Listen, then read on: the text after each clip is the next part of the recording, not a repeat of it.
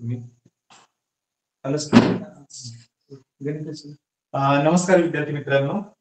काल आपण गणिताचे प्रश्न क्रमांक 26 ते प्रश्न क्रमांक 40 पर्यंत सोडवलेले होते. आता आपण प्रश्न क्रमांक 41 पासून प्रश्न क्रमांक 60 पर्यंत सोडवूयात. ओ केंद्र असलेल्या वर्तुळाची त्रिज्या 13 सेंटीमीटर आहे. त्या वर्तुळातील एका जीवेचे वर्तुळ केंद्रापासूनचे अंतर 5 सेंटीमीटर आहे. तर त्या जीवेची लांबी किती? तर इथे आपण सगळ्यात आधी आकृती काढून बघूया. प्रश्नामध्ये काय दिले आणि काय विचारले.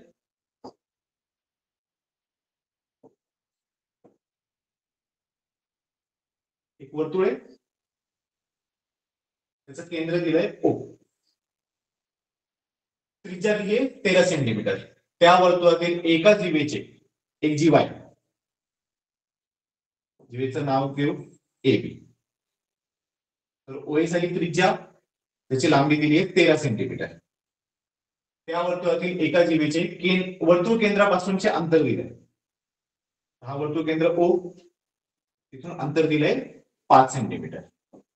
इथे नाव देऊया एम. तर इथे ओ एम दिलेला आहे 5 सेंटीमीटर, ओ ए दिलेला आहे 13 सेंटीमीटर. तर आपल्याला जीवेची लांबी विचारली आहे. तर जीवेची लांबी म्हणजे ए बी विचारले, त्यासाठी आधी आपण ए एम शोधूयात.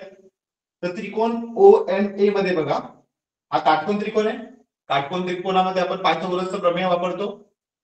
त्यात कर्ण दिलाय 13 सेंटीमीटर, एक बाजू दिली आहे 5 सेंटीमीटर, दुसरी बाजू काढायची एम. फटाफट शोधून सांगा बरं काय येईल.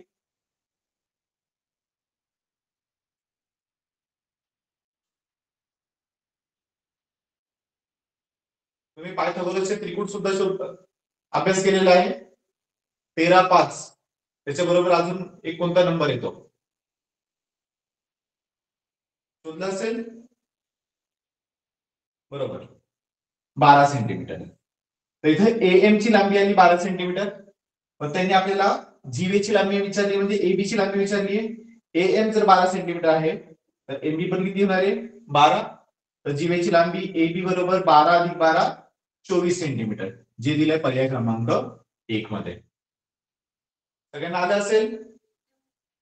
त्याचं काम एक तर लिहून घ्या किंवा स्क्रीनशॉट काढा फटाफट.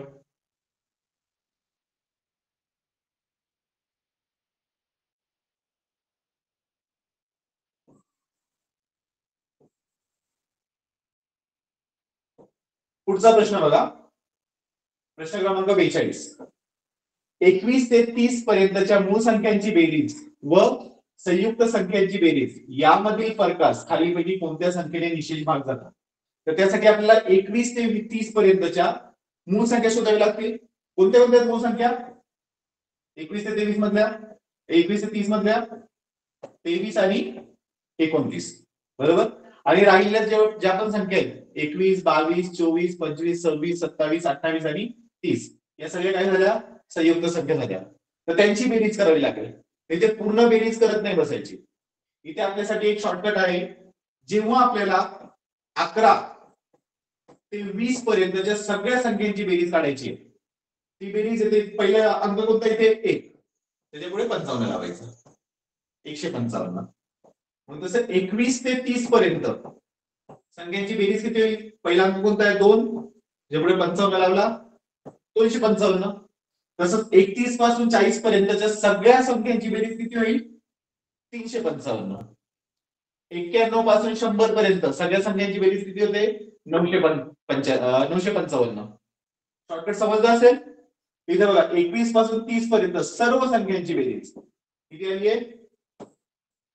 255. मूळ संख्या यांची बेरीज किती येते? 29 अधिक 23, सांगा फटाफट. 52, बरोबर. तर या सर्व संख्यांमधून आपण जर मूळ संख्या काढून टाकल्या तर आपल्याला संयुक्त संख्यांची बेरीज मिळेल. तर 255 मधून 52 वजा करूयात, शिल्लक राहिले 203. ही कशाची बेरीज आहे? संयुक्त संख्यांची बेरीज आहे. 21 पासून 30 पर्यंत तिला संयुक्त संख्यांची बेरीज किती मिळाली? 203. आपल्याला संयुक्त संख्यांची बेरीज मिळालेली आहे 203. आणि मूळ संख्यांची बेरीज आपण शोधली इथे 52. मग त्यामधील फरक शोधूयात. 203 मधून 52 गेले, शिल्लक राहिले 151. तर या फरकास खालीलपैकी कोणत्या संख्येने निषेध भाग जातो? तर 151ला 3 ने भाग जातो का, 7 ने भाग जातो का, 151 ने भाग जातो का, 17 ने भाग जातो का? 151 अंकांची बेरीज 5 अधिक 2 7, ज्याला 3 ने भाग नाही जात म्हणून या संख्येला 151ला 3 ने भाग नाही जात. 7 ने डायरेक्टली भागूयात. तर 151 भागिले 7, 7 दुने 14, 15 मधून 14 गेले, 1 शिल्लक राहिला, वरून अंक घेतला 1, 7 एक 7, 11 वजा 7 4, बाकी 4 उरली, म्हणजे 151ला 7 ने भाग जात नाही. बरोबर आहे. 151ला 151 ने भाग जाणारच आहे कारण तीच संख्या आहे. आणि 17 ने 17च्या पाड्यात 151 येतो का? सांगा बरं. 17 9 153, मग 151 येत नाही, म्हणजे 17 ने भाग जात नाही. तर फक्त आणि फक्त 151 ने भाग जातोय, म्हणजे फक्त क ने भाग जातोय. तर पहिला पर्याय होता अ व ब ने भाग जातो, चुकीचं आहे. फक्त ब ने भाग जातो, चुकीचं आहे. फक्त क ने भाग जातो, तिसरा पर्याय बरोबर आहे. समजलंय? ही शॉर्टकट नोट करून घ्या, शॉर्टकट लिहून घ्या, खूप उपयोगी पडेल. 11 पासून 20 पर्यंतच्या सर्व संख्यांची बेरीज, 21 पासून 30 पर्यंत सर्व संख्यांची बेरीज आपण कसं शोधतो? झालं असेल लिहून किंवा स्क्रीनशॉट काढा.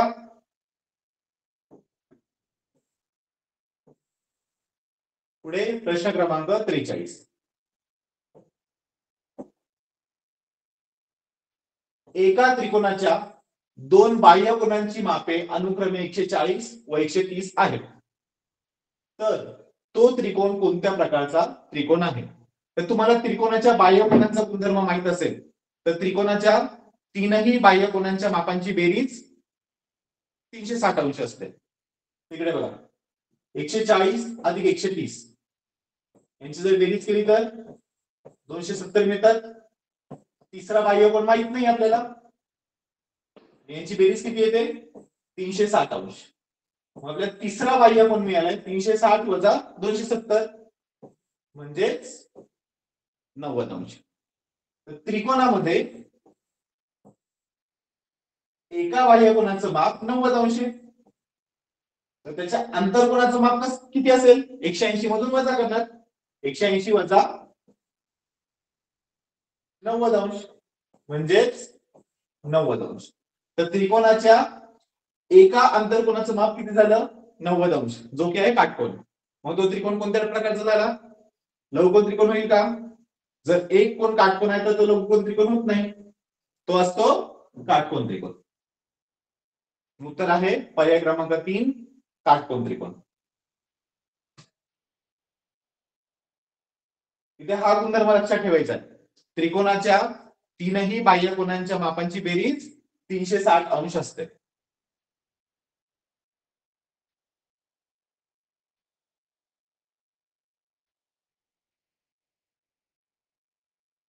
चला सर पुढे जाऊयात. पुढचा प्रश्न क्रमांक 44. कवायतीसाठी इयत्ता 6वीच्या 45 मुली, इयत्ता 6वीच्या किती आहेत? 45 मुली, 7वीच्या 30 मुली व 8वीच्या 60 मुली या मुली क्रीडांगणावर उभ्या आहेत. प्रत्येक इयत्तेसाठी वेगवेगळ्या रांगेत उभे करायचे आहे. त्या मुलींना इयत्तेनुसार वेगवेगळ्या रांगेत उभं करायचंय. प्रत्येक रांगेतील मुलींची संख्या समान ठेवायची आहे. बरोबर? तर एका रांगेत जास्तीत जास्त किती मुली असतील? जेव्हा असा प्रकारचा प्रश्न असतो तर आपल्याला माहिती एका रांगेत ज्या मुली असतील त्या 45 30 आणि 60 याच्यापैकी कमीच असणार आहे, जास्त नसणार आहे. तर जेव्हा उत्तर कमी असतं तेव्हा आपल्याला मसावी शोधायचा असतो, आणि जेव्हा उत्तर दिलेल्या संख्यांपेक्षा जास्त असेल तर आपल्याला लसावी शोधायचा असतो. तर इथे उत्तर या तिन्ही संख्या 45 30 आणि 60 यांपैकी कमी आहे, मग आपल्याला मसावी शोधायचं आहे. तर 45 30 आणि 60चा मसावी आठवत असेल तुम्हाला 45, 30, 60 तिन्ही संख्यांना 15 ने भाग जातो. इथे शिल्लक राहील 3, इथे 2, इथे 4. आता कशात एकही विभाजक सामायिक नाही यांच्यामध्ये, बरोबर. एकच विभाजक सामायिक होता, तो होता 15. म्हणजे त्यांचा मासा किती झाला 15. म्हणून एका रांगेत जास्तीत जास्त किती मुली असतील 15. पर्याय क्रमांक 2. इथे काय शोधायचं होतं मसावी. समजलं असेल.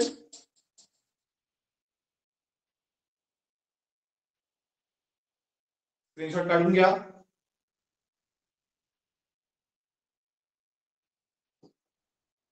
पुढे प्रश्न क्रमांक 45. 33 सेंटीमीटर लांब, 18 सेंटीमीटर रुंद व 8 सेंटीमीटर उंच अशी धातूची भरीव इष्टिकाची ती वितळवून 0.2 सेंटीमीटर जाडी व 6 सेंटीमीटर व्यास असलेल्या नाण्याच्या आकाराच्या किती चकत्या तयार करता येते. सगळ्यात आधी जर धातूची इष्टिकाची ती दिली आहे त्याचं घनफळ, इष्टिकाची तीचं घनफळ किती आहे L गुणिले B गुणिले H. तर याचं घनफळ किती मिळालं L गुणिले B गुणिले H म्हणजेच 33 गुणिले 18 गुणिले 8, बरोबर. वितळवून 0.2 सेंटीमीटर जाडी व 6 सेंटीमीटर व्यास असलेल्या नाण्याच्या आकाराच्या किती चकत्या. आता चकत्या कोणता आकार असतो कालच आपण बघितलं होतं ना वृत्तचिती, बरोबर. तर ही उंची दिलेली आहे 0.2 सेंटीमीटर आणि व्यास दिला पूर्ण व्यास आहे 6 सेमी. मग ही झाली हाईट. उंची त्याला दाखवतो एच ने 0.2 म्हणजेच 210. व्यास आहे 6 सेंटीमीटर म्हणजेच त्याची त्रिज्या होईल 6च्या निम्मे 3 सेमी. आणि आपल्याला चकत्यांची संख्या जर विचारली तर आपण काय करणार, जे इष्टिकाचित्तीचं घनफळ आहे त्याला या वृत्तचित्तीच्या घनफळाने भागूयात. वृत्तचित्तीचं घनफळ काय सूत्र काय घनफळ बरोबर पाय r चा वर्ग h. पायची किंमत 22/7 गुणिले r ची किंमत किती आहे 3. 3 गुणिले 3, 3 चा वर्ग आहे ना 8 चा वर्ग आहे ना म्हणजे 3 चा वर्ग 3 गुणिले 3 आणि h 2 गुणिले 10. इष्टिकाची तीच्या घनफळाला या वृत्तचित्तीच्या घनफळाने भागूयात. काय मिळेल मग 33 गुणिले 18 गुणिले 8 छेद 22/7 गुणिले 3 गुणिले 3 गुणिले 2/10. आता 7 हे जे आहे ते छेदाच्या छेदामध्ये त्याला आपण अंशाच्या जागी लिहू शकतो. हा 10 पण जो आहे तो छेदाच्या छेदामध्ये त्याला आपण अंशाच्या जागी लिहू शकतो. आता भागाकार करूया. 11 दुने 22, 11 त्रिक 33, 3 3 कॅन्सल, 3 एक 3, 3 सक 18, बे एक बे, बेत्रिक 6, शिल्लक राहिले 3 गुणिले 8 गुणिले 7 आणि गुणिले 10. तर 8 साठी 56, 56 गुणिले 3 इथे 2 पण राहिलाय. बे एक बे, बे चौक 8, 3 चौक 12, 12 साठी 84 गुणिले 10 म्हणजे 840. तर उत्तर मिळाले 840. तर त्या नाण्याच्या आकाराच्या किती चकत्या बनतील 840 चकत्या. समजलंय. स्क्रीनशॉट काढून घ्यायचा. आपण पुढच्या प्रश्नाकडे जाऊयात.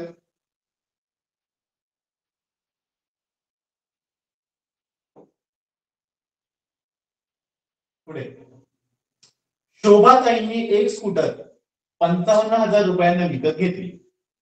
वापरलेल्या स्कूटरचा भाव प्रतिवर्षी 8% कमी होतो. म्हणजे पहिल्या वर्षी 8% कमी होणार, दुसऱ्या वर्षी पुन्हा 8% कमी होणार, तिसऱ्या वर्षी पुन्हा 8% कमी होणार, असा प्रत्येक वर्षी 8% भाव कमी होतोय. 2 वर्षांनंतर त्यांनी ती स्कूटर विकली. त्या स्कूटर कधी विकतात ते शोभाताई? 2 वर्षांनंतर.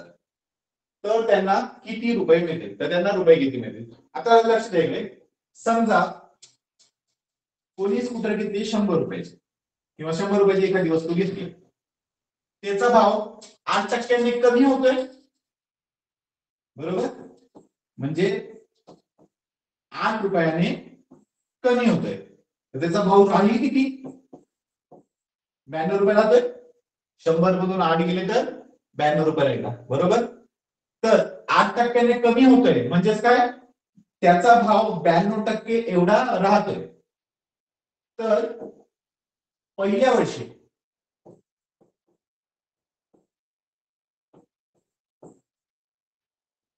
त्याचा भाव किती राहतोय? कितीला विकत घेतली होती? 55,000 रुपयांना. त्याचा भाव किती राहतोय? 100 मधून 8% गेले तर 92%. 92% म्हणजे 92/100. हा पहिल्या वर्षी राहिलेला भाव. दुसऱ्या वर्षी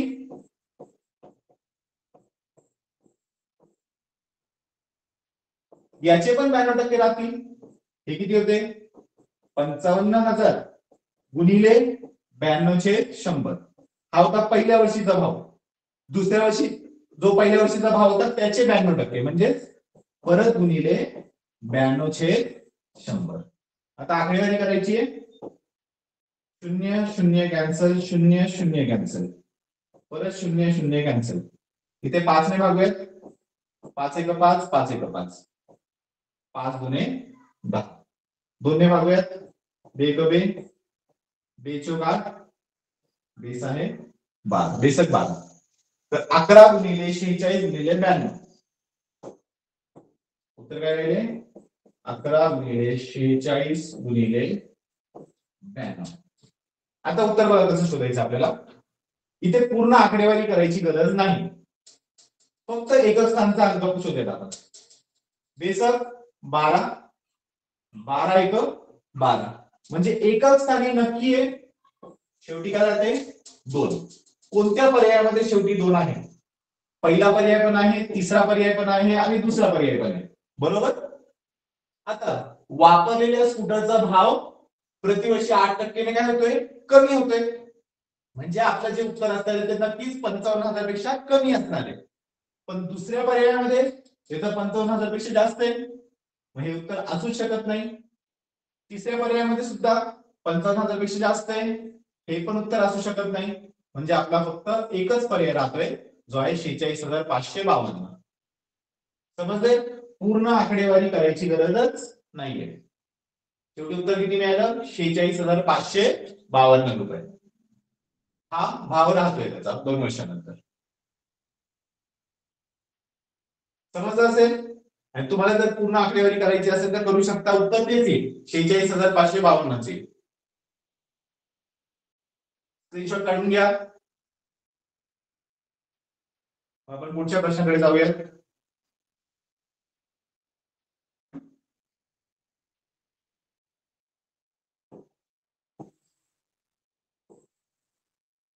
पुढे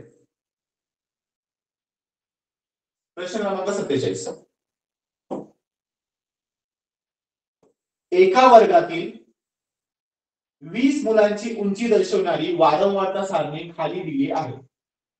त्या उंचीचे मध्यमान किती असेल? तर आपल्याला मध्यमान काढायचंय. त्यासाठी जर तुम्हाला आठवत असेल, ही जी उंची त्याला आपण x ने दर्शवायचो, वारंवारता आपण f ने दर्शवायचो, बरोबर?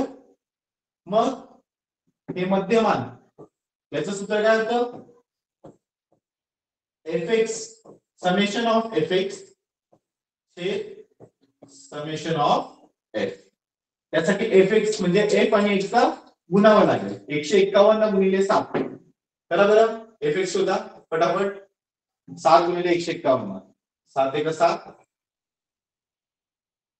7 35, 7 एक 7 आणि 3 10 1057. पुढे 153 ला 4 निघून आहेत. 4 त्रिक 12 4 पंचे 20 आणि 21 4 एक 4 2 6 612.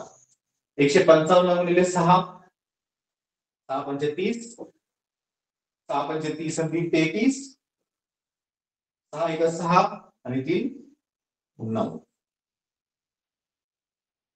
आणि पुढे 3 157 ला गुणूयात 7 एक 21 3 5 15 आणि 2 17 3 एक 3 आणि 1 4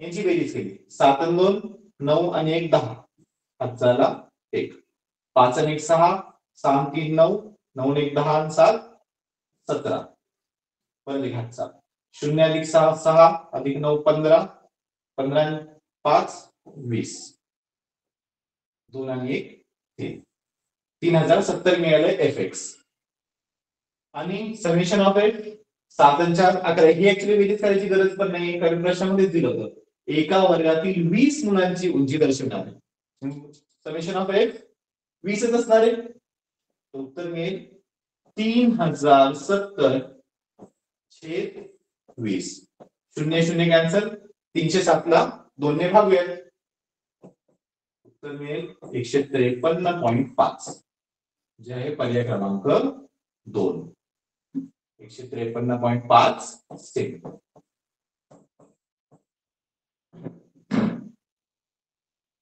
समजलं असेल स्क्रीनशॉट काढून घ्या ही आकडेवारी नंतर करा याला स्टेबल पुढे एक्सेप्ट करायचं असेल तर असेल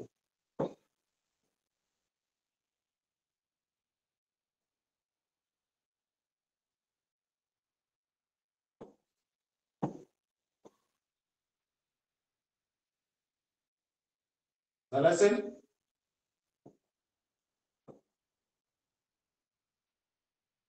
पुढे प्रश्न क्रमांक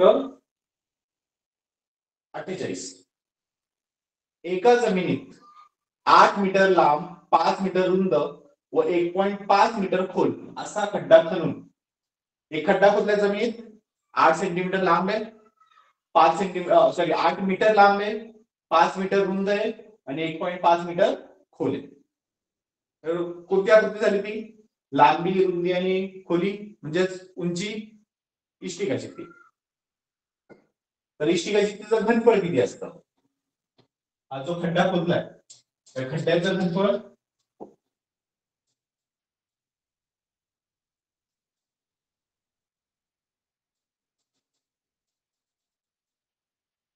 हा जो खड्डा आहे त्या खड्ड्याचं घनफळ लांबी गुणिले रुंदी गुणिले उंची काय मिळणार आहे 8 मीटर गुणिले 5 मीटर गुणिले 1.5 मीटर तर या 1.5 लाच आपण पॉइंट नंतर किती अंक आहे एकच अंक आहे मग 1.5 ला आपण 15/10 सुद्धा लिहिलं तरी चालेल बरोबर आहे 8 गुणिले 5 गुणिले 15/10 समजलं आता हा खड्डा खोदलाय त्यातून आपल्याला काही माती मिळाली त्या मातीचा उपयोग काय केलाय त्यातील माती 25 मीटर लांब 16 मीटर रुंद आयताकार भूखंडावर समान पसरली एक आयताकार भूखंड आहे त्याच्यावरती माती टाकली बरोबर तर मातीचा जो थर बनेल तो सुद्धा ती सुद्धा आकृती कोणती बनते इष्टिकाची तर त्या इष्टिकाची सुद्धा काहीतरी घनफळ असेल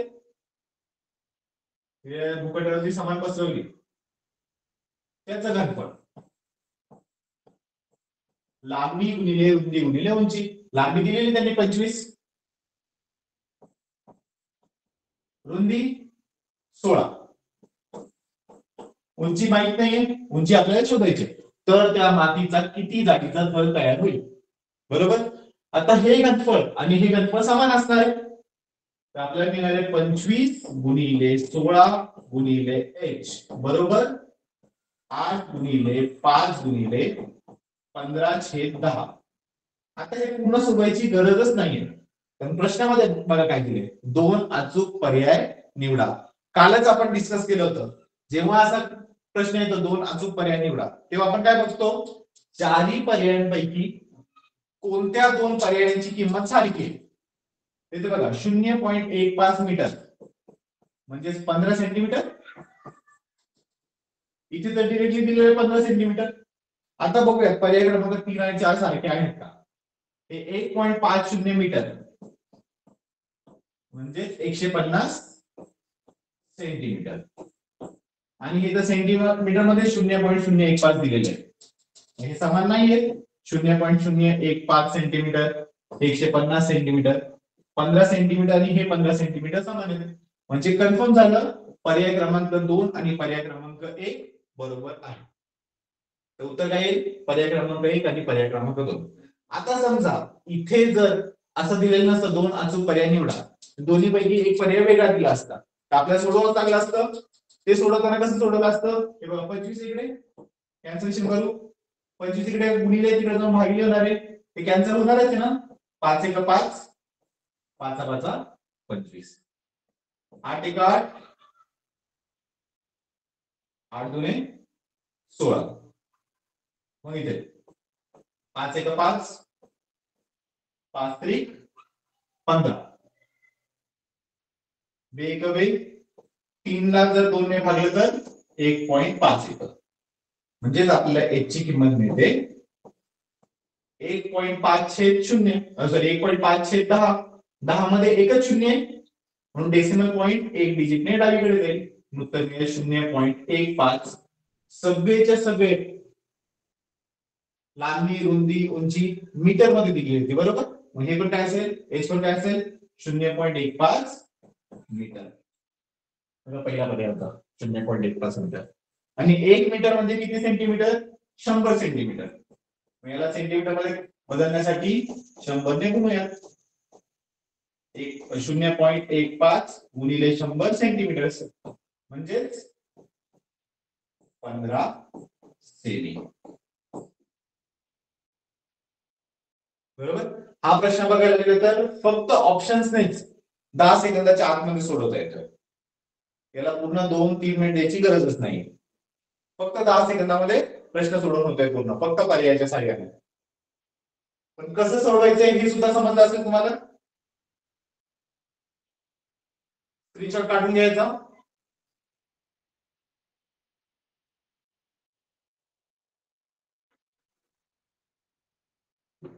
पुढे जाऊयात. प्रश्न क्रमांक 49.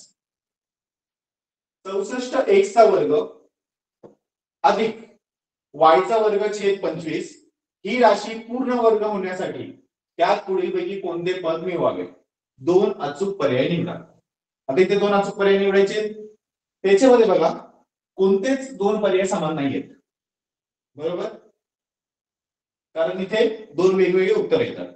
आपल्याला काय करायचंय, पूर्ण वर्ग बनवायचे. त्यासाठी बघा हा जो 64 x चा वर्ग आहे हा कशाचा वर्ग आहे, 64 कशाचा वर्ग आहे 8 आणि x चा वर्ग कशाचा आहे x चा. म्हणजे याला लिहू शकतो आपण 8x कंसाचा वर्ग.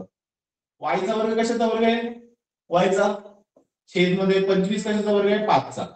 म्हणजे हे मिळते आपल्याला y छेद 5 कंसाचा वर्ग. म्हणजे बघा इथे आपल्याला मिळते 8x कंसाचा वर्ग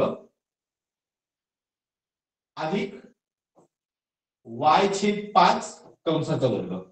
मध्ये काय येईल ते माहित नाही आपल्याला. इथे मध्ये काय येणार आहे ते माहित नाही. त्यासाठी आपल्या सूत्र कोणते माहिती आहे, जिथे आधी पण वर्ग येतो आणि नंतर पण वर्ग येतो आणि पूर्ण वर्ग यायला पाहिजे. मग पूर्ण वर्गाचे आपल्याकडे 2 सूत्र आहेत. a अधिक b कंसाचा वर्ग बरोबर a चा वर्ग अधिक 2ab अधिक b चा वर्ग आणि a वजा b कंसाचा वर्ग बरोबर a चा वर्ग वजा 2ab अधिक b चा वर्ग. इथे जर तुम्ही पाहिलं पहिलं पद a चा वर्ग समान आहे, a चा वर्ग. शेवटचं जे पद आहे b चा वर्ग आणि b चा वर्ग समान आहे. बघा इथे b चा वर्ग. मध्ये एकतर अधिक येईल किंवा वजा येईल, एकतर धन येईल किंवा ऋण येईल. पण काय येते ते धन किंवा ऋण 2ab म्हणजेच 2 ए म्हणजेच हे पद 8x आणि बी म्हणजेच हे पद y छेद 5. याला सोडवलं तर 2 गुणिले 8 16 छेदामध्ये 5 शिल्लक राहते xy. तर 16 छेद 5 xy. मग ते धन पण येऊ शकतं किंवा ऋण पण येऊ शकतं.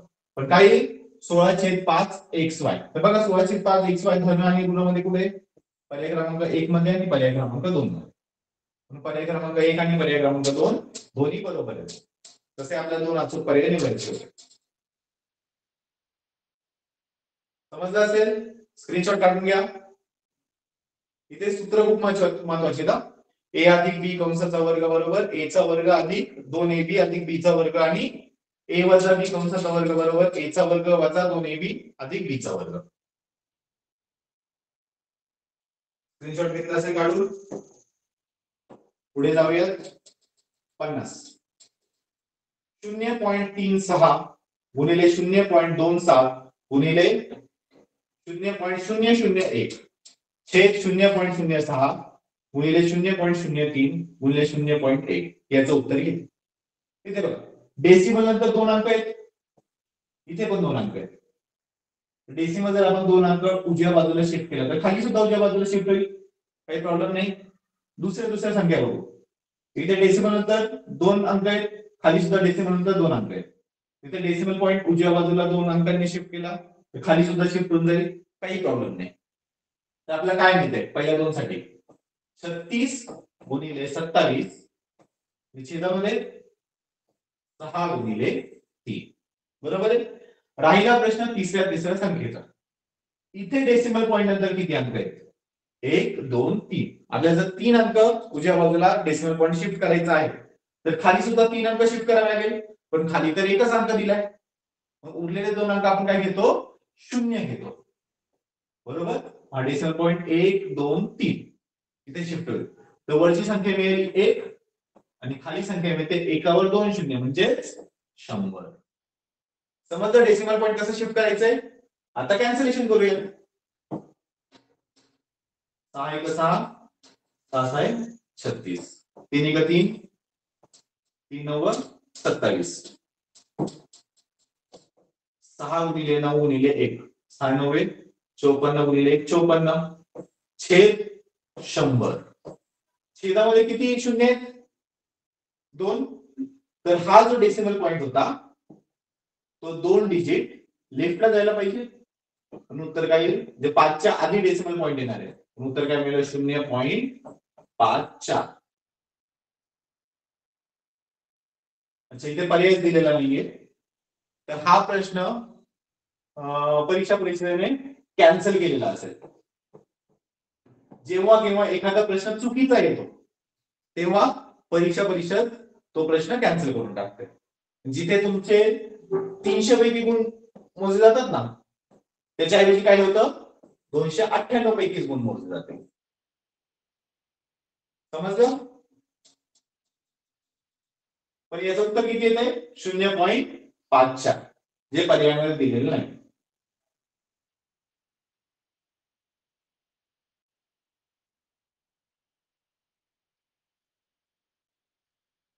तरी स्क्रीनशॉट काढून घ्या.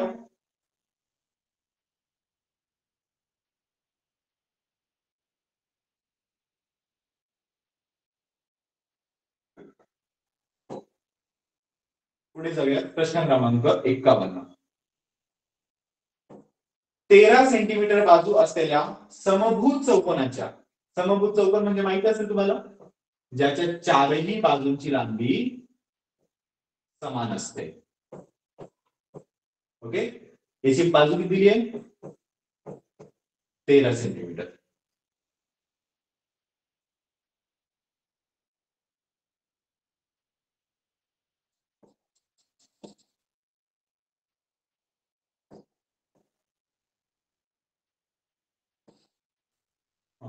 समभुज चौकोनाच्या एका कर्णाची लांबी किती आहे 24 सेंटीमीटर दिली आहे. हा जो कर्ण आहे त्याची लांबी दिली आहे 24 सेंटीमीटर. तर दुसऱ्या कर्णाची लांबी किती आपल्याला दुसऱ्या कर्णाची लांबी विचारली म्हणजे या कर्णाची लांबी विचारली. आता तुम्हाला समभुज चौकोनाचे गुणधर्म माहित असतील कर्णांबद्दल, तर समभुज चौकोनाचे कर्ण एकमेकांना काटकोनात दुभागतात. हा पूर्ण कर्ण जर 24 होता तर हा एवढी बाजू किती असेल? 24 निम्मे 12. बरोबर आहे? ही एक बाजू झाली 12, ही दुसरी बाजू 13 सेंटीमीटर. तर काटकोन त्रिकोणात कर्ण दिला 13 सेंटीमीटर, एक बाजू दिली 12 सेंटीमीटर, तर तिसरी बाजू काढायची. बरोबर? तर काय मिळेल आपल्याला? बघा, हा 12चा वर्ग आधी हे विचारले त्यांनी, तर त्याचा वर्ग बरोबर 13चा वर्ग आला. म्हणजे जी बाजू विचारली त्याचा वर्ग बरोबर काय असेल? 13चा वर्ग वजा 12चा वर्ग. 13चा वर्ग 169 वजा 12चा वर्ग 144. 169 वजा 144 25. म्हणजे ती बाजू आपल्याला मिळेल 25चं वर्गमूळ 5 सेंटीमीटर. म्हणजे निम्मीच बाजू मिळाली. बरोबर? आपल्याला तर पूर्ण कर्ण हवाय, तर 5च्या दुप्पट 10 सेंटीमीटर. दुसऱ्या कर्णाची लांबी किती झाली? 10 सेंटीमीटर. पर्याय क्रमांक 2. समजलं असेल? इथे कोणता गुणधर्म वापरलाय? समभुज चौकोनाचे कर्ण एकमेकांना काटकोनात दुभागतात, किंवा समभुज चौकोनाचे कर्ण एकमेकांचे लंब दुभाजक असतात. बरोबर?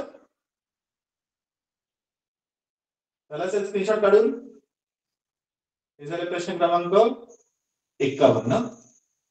पुढे प्रश्न क्रमांक 52. सोपा प्रश्न आहे. अनुराधाने एका बँकेत 15,000 रुपये 3 वर्षासाठी सरळ व्याजाने ठेवले. किती रक्कम ठेवली आहे? 15,000. ही झाली मुद्दल, म्हणजे मग किती वर्षासाठी? 3 वर्षासाठी. हे झालं कालावधी. सरळ व्याजाने ठेवले. तिला मुदती अंती 24,000 रुपये मिळाले. किती रक्कम मिळाली? एकूण रक्कम 24,000. तर त्यातून सरळ व्याज मिळेल आपल्याला. जी रक्कम मिळाली 24,000, त्यातून मुद्दल वजा करूयात 15,000. शिल्लक काय राहिलं? 9,000. 9,000 काय मिळालंय? व्याज मिळालंय, सरळ व्याज. तर आपल्याला दर विचारलाय, तर व्याजाचा दर किती होता? तर सूत्र माहित असेल, सरळ व्याज बरोबर मदक हे 100. सरळ व्याज किती आहे? 9,000. मग किती आहे मुद्दल? 15,000. म्हणजे दर किती आहे माहित नाही, दर विचारलाय त्यांनी. तर किती आहे? 3 वर्ष. 100. कॅन्सलेशन बघा आता. 0 0 कॅन्सल, 0 0 कॅन्सल, परत हा 0 आणि इकडचं 0 कॅन्सल. बरोबर? कारण इकडे गुणिले तिकडे जाऊन भागिलेच होणार आहे, तसे कॅन्सल होणारच आहे. आता इकडे बघा, 3 1 3, 3 3 9, पुढे 2 0. 15 1 15, 15 2 30, पुढे 1 0. द ची किंमत किती मिळाली आहे? 20. इथून द किती मिळालाय? 20. तर दर किती आहे? व्याजाचा दर 20%. कुठे दिले? दर साल दर शेकडा 20%. पर्याय क्रमांक 1. पर्याय क्रमांक 1 बरोबर आहे. समजलं असेल? स्क्रीनशॉट काढून घ्या.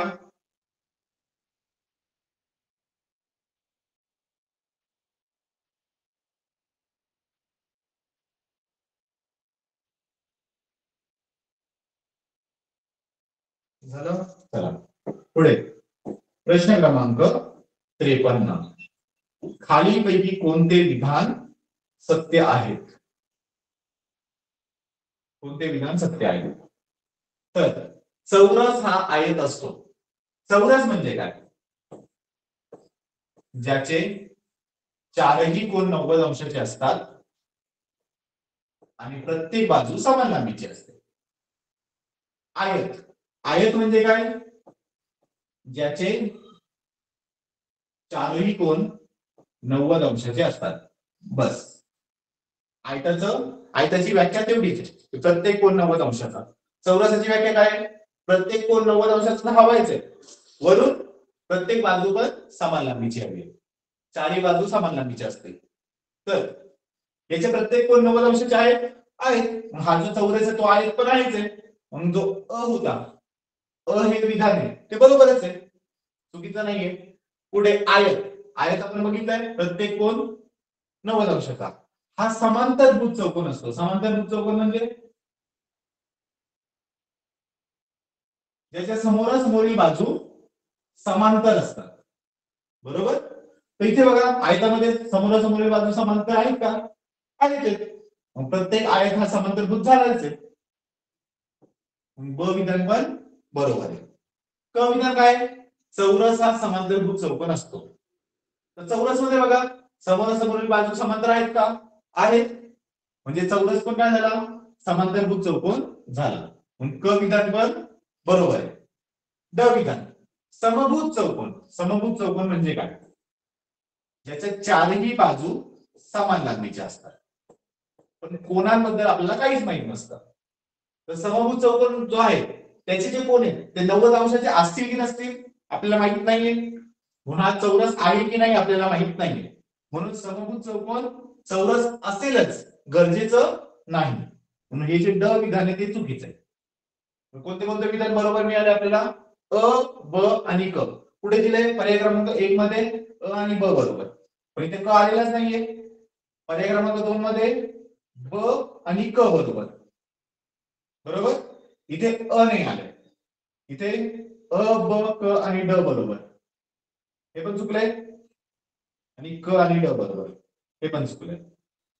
तर इथे प्रश्न काय होता? 2 अचूक पर्याय निवडा. तर अ आणि ब बरोबर आहेत. ब आणि क पण बरोबर आहे. इथे बघा ड चुकीचा आहे ना, याच्यामुळे पर्याय क्रमांक 3 चुकीचा आहे. आणि परत इथे ड चुकीचा आहे, त्याच्यामुळे पर्याय क्रमांक 4 सुद्धा चुकीचा झाला. पण आपल्याला जे 2 अचूक पर्याय निवडायला सांगितले होते ते कोणते आहेत? पर्याय क्रमांक 1 आणि पर्याय क्रमांक 2. ही विधान अ, ब आणि क तिन्हीच्या तिन्ही बरोबर आहे. समजलं असेल?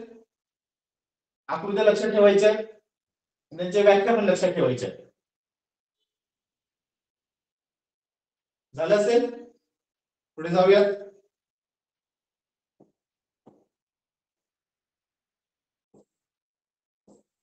प्रश्न क्रमांक 54. एका शंकूचे वक्र पृष्ठफळ, शंकू म्हणजे काय माहिती असेल, ज्याला आपण कोन म्हणतो ना,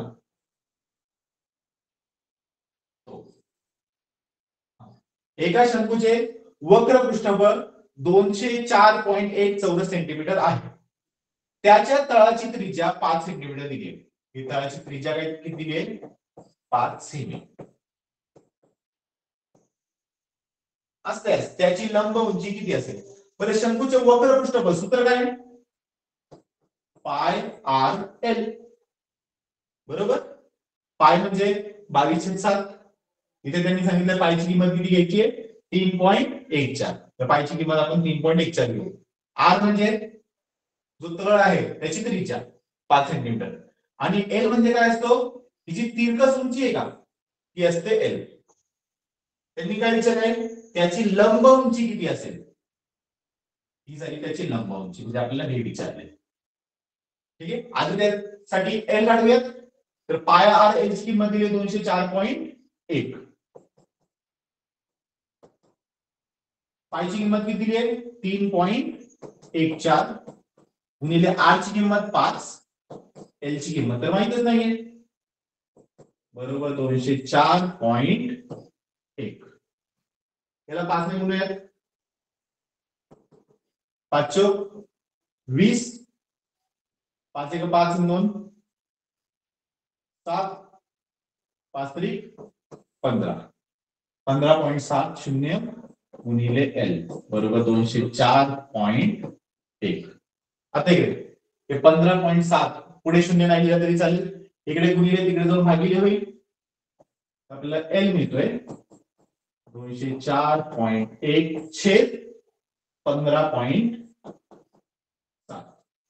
डेसिमल पॉईंट एक डिजिट राईटला शिफ्ट करू, इथे पण डेसिमल पॉईंट एक डिजिट राईटला शिफ्ट करू. तर उत्तर मिळतंय 2041 छेद 157. आता भागाकार कसा करायचा बघा. 157 10 किती मिळणार आहे?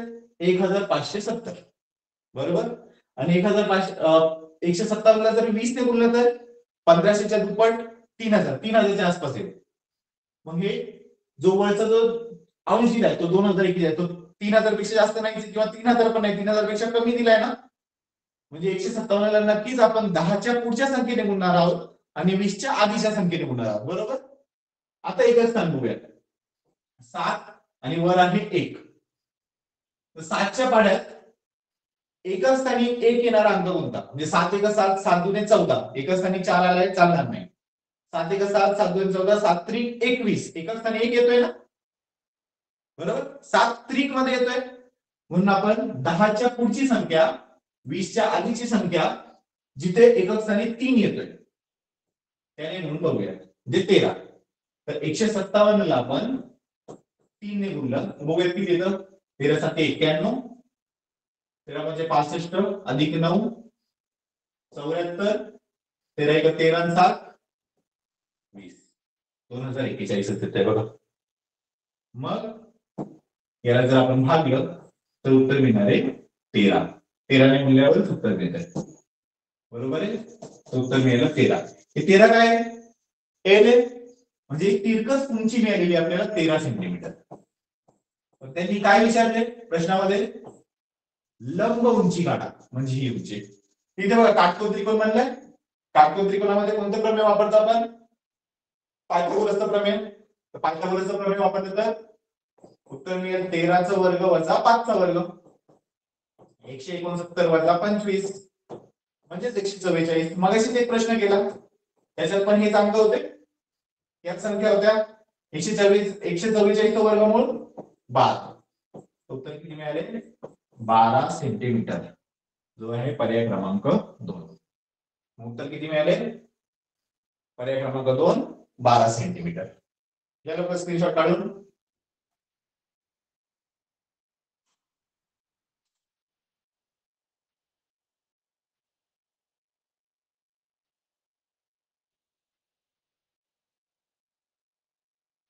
पुढचा प्रश्न बघूया.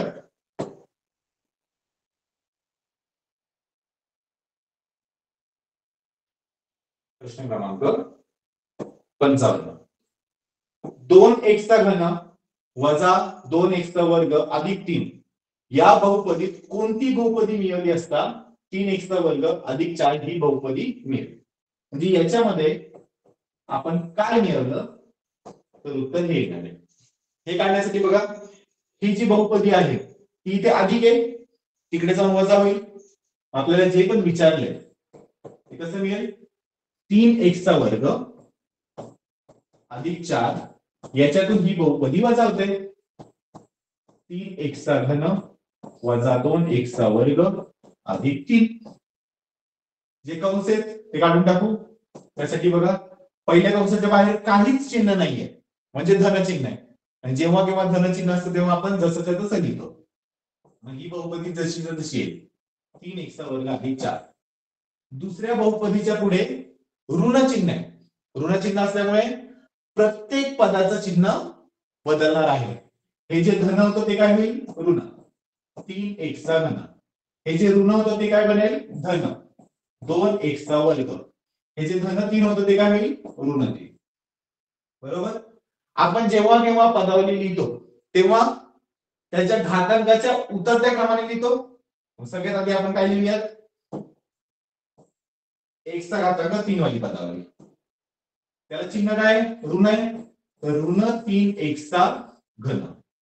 मग पुढे 3x चा वर्ग अधिक 2x चा वर्ग. 3 अधिक 2 5 अधिक 5x चा वर्ग. आणि शिल्लक राहिलेलं अधिक 4 वजा 3. 4 वजा 3 अधिक 1. उत्तर मिळाले ऋण 3x चा घन अधिक 5x चा वर्ग अधिक 1. जे दिलंय पर्याय क्रमांक 3 मध्ये. लिहून घ्या फटाफट किंवा स्क्रीनशॉट काढा, टाइम कमी लागेल आणि नंतर लिहा. झालं असेल स्क्रीनशॉट काढून, मग जाऊयात आपण प्रश्न क्रमांक 56 वर. प्रश्न क्रमांक 56. चंद्रपालने 9 लाख रुपयास खरेदी केलेला एक भूखंड शेकडा 15 नफ्याने विकला.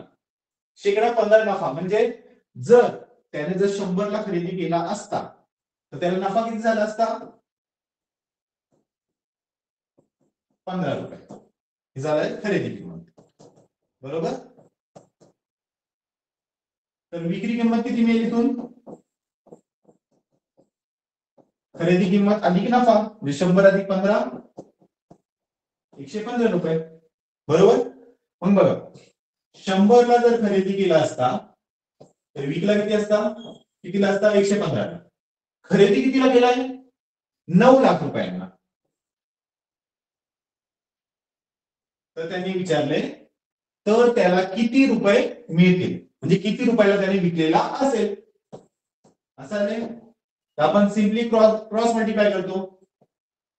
100 ने या प्रश्न चिन्हांना गुणणार, बरोबर 115 ने 9 लाखाला गुणणार. तर आपल्या प्रश्न चिन्हात जागी काय मिळेल? 9 लाख गुणिले 115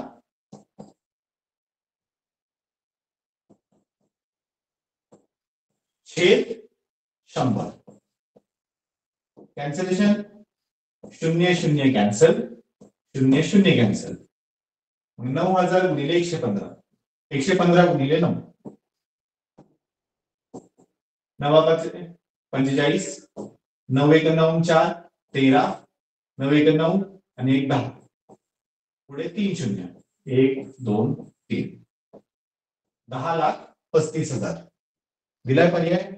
पर्याय क्रमांक 3 10,35,000 रुपये. समजलं असेल? सोपा प्रश्न होता. सिंपल आपल्याला क्रॉस मल्टिप्लाय करायचं आहे.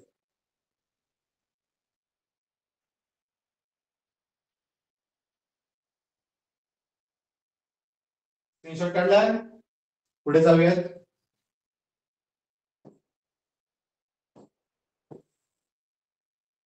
प्रश्न क्रमांक 57. 10.5 गुणिले 10.5 वजा 15 गुणिले 10.5 अधिक 7.5 गुणिले 7.5 बरोबर छेद 10.5 वजा 7.5. आता इथे तुम्ही जर पूर्णपणे आकडेवारी करत बसलात तर खूप वेळ जाईल, म्हणजे या एकाच प्रश्नाला तुमचे 5 ते 6 मिनिटं जातील. त्यासाठी जर आपण ऑब्झर्व केलं, इकडे निरीक्षण केलं प्रश्नाचं, तर काय मिळतंय बघा. 10.5 गुणिले 10.5 म्हणजेच 10.5 चा वर्ग. शेवटी 7.5 गुणिले 7.5 म्हणजे 7.5 चा वर्ग. मग इकडे ए चा वर्ग, इथे बी चा वर्ग, इथे वजा कोणतं सूत्र आहे? सुरुवातीला ए चा वर्ग आहे, शेवटी बी चा वर्ग आहे आणि मध्ये वजा 2ab येतं, बरोबर. मग आपण चेक करूयात इथे 2ab येते का? ए ची किंमत 10.5 बी ची किंमत 7.5. तर 2ab बघूयात किती येतं. 2ab 2 गुणिले ए म्हणजे 10.5 गुणिले बी म्हणजेच 7.5. 2 गुणिले 7.5 केलं 7.5 च्या डबल किती होतात? 15 होतात. आले ते 15 आणि गुणिले 10.5 आले ते 10.5 म्हणजे नक्कीच इथे काय असणार आहे? वजा 2 गुणिले ए म्हणजे 10.5 गुणिले बी म्हणजे 7.5. कसं सूत्र आहे? ए चा वर्ग वजा 2ab अधिक बी चा वर्ग. हे सूत्र आहे ए वजा बी कंसाचा वर्ग, बरोबर. म्हणजे इथे काय मिळणार आहे? 10.5 वजा 7.5 कंसाचा वर्ग छेद छेदामध्ये काय? 10.5 वजा 7.5 बरोबर. कोणत्याही संख्येच्या वर्गाचा अर्थ काय असतो? त्याच संख्येला त्याच संख्येने आपण गुणतोय. तर इथे कंसाचा वर्ग म्हणजे काय? कंस गुणिले कंस आणि छेदामध्ये पण तोच कंस दिला ना 10.5 वजा 7.5. मग वरचा एक कंस खालच्या कंसाबरोबर कॅन्सल होईल. शिल्लक काय राहिलं मग 10.5 वजा 7.5. 10.5 वजा 7.5 वजाबाकी केली तर 0.5 कॅन्सल, 10 मधून 7 गेले 3. उत्तर शिल्लक राहिले 3, जे दिले पर्याय क्रमांक 2 मध्ये. म्हणून याचं उत्तर आहे पर्याय क्रमांक 2. उत्तर आहे 3. समजलं असेल? 57. तुम्ही जर तशी आकडेवारी करत गेला तर खूप वेळ लागेल.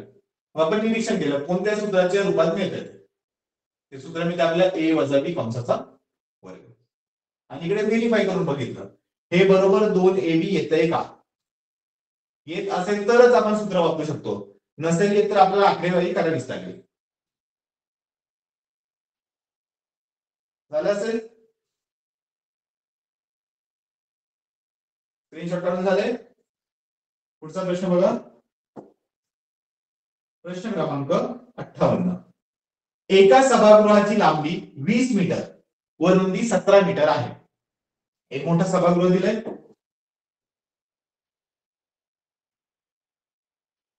लांबी 20 मीटर आहे आणि रुंदी 17 मीटर आहे. ठीक आहे. त्या सभागृहात अर्धा मीटर बाजू असलेल्या चौरसाकृती फरशा बसवायच्या आहेत. त्यात फरशा बसवायच्या छोट्या छोट्या चौरसाकृती, ज्याची लांबी किती असेल अर्धा. बरोबर. तर अशा किती फरशा लागतील? त्या फरशा बसवायच्या आपल्याला. मग इथे क्षेत्रफळ काय मिळेल? याचं क्षेत्रफळ किती असेल? सभागृहाचं क्षेत्रफळ लांबी गुणिले रुंदी म्हणजे 20 गुणिले 17. बरोबर. आणि एका फरशीचं क्षेत्रफळ अर्धा गुणिले अर्धा. तर फरशांची संख्या, सभागृहाचं क्षेत्रफळ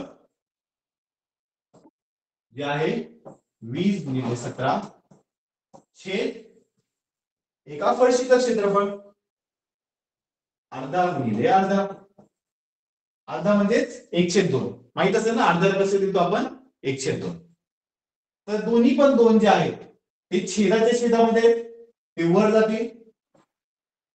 इथे गुणिले 2, इथे गुणिले 2. मग पुन्हा काय करूयात? बेदुने 4, 17 चौक 68, 20 गुणिले 68. 68 चे दुप्पट 120, 136 आणि पुढे 0. 1360 फरशा लागतात जे दिले पर्याय क्रमांक 1 मध्ये. फटाफट स्क्रीनशॉट काढून घ्या. शेवटचे 2च प्रश्न राहिलेत आपले. पुढचा प्रश्न 59. 720 मीटर लांबीची दोरी समान अंतरावर 7 ठिकाणी कापली आहे. किती ठिकाणी कापली आहे? 7 ठिकाणी.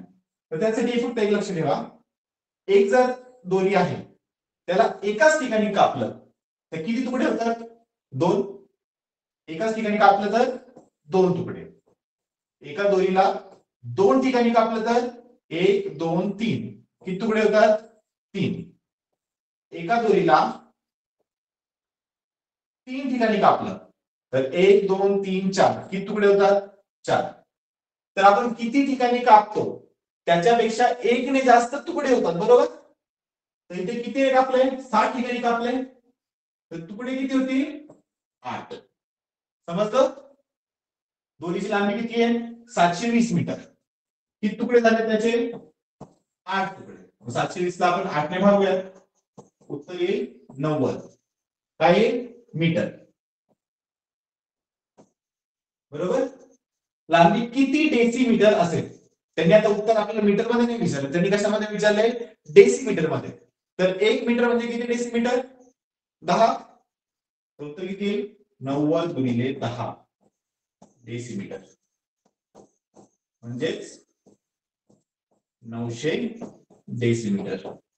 उत्तर आहे पर्याय क्रमांक 3, 900 डेसिमीटर. समजलं असेल?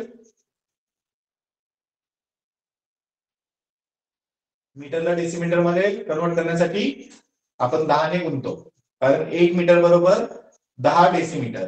1 मीटर बरोबर 100 सेंटीमीटर. 1 मीटर बरोबर 1000 मिलीमीटर. ते उजवीकडचे प्रमाण झाले. डावीकडे डेका येतो, हेक्टा येतो, किलो येतो, माहित असेल. स्क्रीनशॉट काढून झाले. पुढे जाऊया शेवटचा प्रश्न. प्रश्न क्रमांक 60. 2x अधिक 3 कंसाचा घन अधिक 64 या बहुपदीचे अवयव पुढील पैकी कोणते, याचे अवयव विचारले. त्यासाठी बघा, आता दिले 2x अधिक 3 कंसाचा घन, बरोबर. इथे घन आलाय ना पहिल्या कंसाचा, दुसरा पण घन बघायला लागेल. 64 कशाचा घन आहे, 4 चा. पहिल्याचा घन अधिक दुसऱ्याचा घन, आपल्याला माहिती a अधिक b, सॉरी इथे येईल a चा घन अधिक b चा घन. हे पुन्हा लिहितो, 2x अधिक 3 कंसाचा घन अधिक 4 चा घन. तर सूत्र काय, a चा घन अधिक b चा घन. याचं सूत्र लक्षात असेल तुम्हाला, a अधिक b, दुसऱ्या कंसात a चा वर्ग वजा ab अधिक b चा वर्ग. याला a गृहीत धरू, याला b गृहीत धरू. तर आपल्याला मिळेल 2x अधिक 3 कंसाचा घन अधिक 4 चा घन, म्हणजे पहिल्या कंसामध्ये दोघांची बेरीज 2x अधिक 3 अधिक 4. दुसऱ्या कंसामध्ये पहिल्याचा वर्ग म्हणजे 2x अधिक 3 कंसाचा वर्ग वजा ab म्हणजे दोघांचा गुणाकार 2x अधिक 3 गुणिले 4 अधिक b चा वर्ग म्हणजे दुसऱ्याचा वर्ग 4 चा वर्ग. आता काय शिल्लक राहते, कंस उघडूया. 2x अधिक 3 अधिक 4, इकडे 2x अधिक 3 कंसाचा वर्ग म्हणजेच हे आहे या फॉर्म मध्ये a अधिक b कंसाचा वर्गाच्या फॉर्म मध्ये. काय सूत्र, a चा वर्ग अधिक 2ab अधिक b चा वर्ग.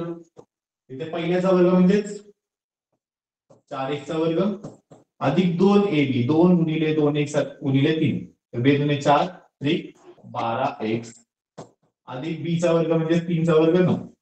इथे कंस उघडूया, वजा चिन्ह आहे, दोघांना वजा चिन्ह लागेल. 2x गुणिले 4 8x, पुन्हा वजा 3 गुणिले 4 12 अधिक 4 चा वर्ग 16. उत्तर काय येते, 2x अधिक 3 अधिक 4 7, इथे 4x चा वर्ग 12x वजा 8x, इथे तर अधिक 12x वजा 8x, 12 मधून 8 गेले 4, तर 4x. पुढे 16 वजा 12 4 अधिक 9, 4 अधिक 9 13, अधिक 13. उत्तर मिळाले आपल्याला 2x अधिक 7, दुसऱ्या कंसात 4x चा वर्ग अधिक 4x अधिक 13. कुठे दिलंय, सगळीकडे धनाचं चिन्ह आहे. इथे 2x अधिक 7, पर्याय क्रमांक 2. पर्याय क्रमांक 2 उत्तर आहे. समजलं असेल. स्क्रीनशॉट काढून घ्या.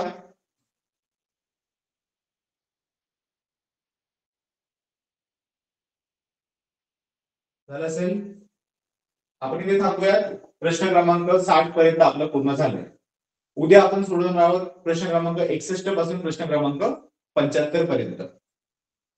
मला आशा आहे आज तुम्हाला जे काही शिकवलंय ते सगळं समजलं असेल आणि जे शॉर्टकट्स आहेत ते लक्षात ठेवायचे.